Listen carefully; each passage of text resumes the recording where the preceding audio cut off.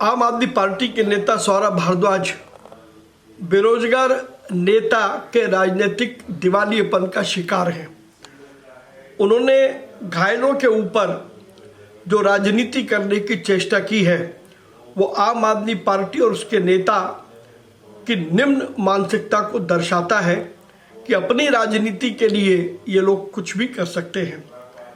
सौरभ भारद्वाज ने एक ट्वीट किया और उस ट्वीट में आरोप लगाया कि एक मरीज जो एलएनजेपी अस्पताल में था उसके हाथ में फर्जी रूप से प्लास्टर बांधा हुआ था जब माननीय प्रधानमंत्री जी वहाँ पर घायलों से मिलने गए थे।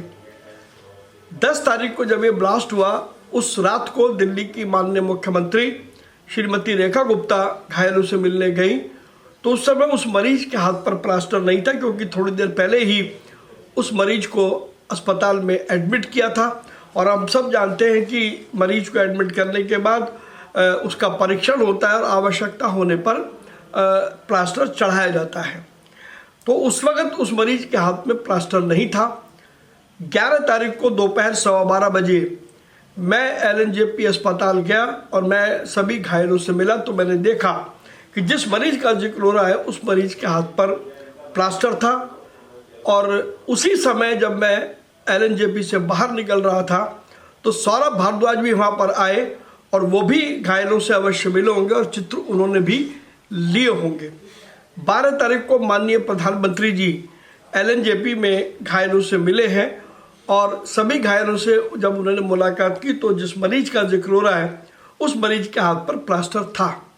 इसका मतलब बड़ा स्पष्ट है कि सौरभ भारद्वाज जानबूझ करके दिल्ली के लोगों को भ्रमित करना चाहते हैं और अपनी घृणित राजनीति का शिकार दिल्ली को बनाना चाहते हैं।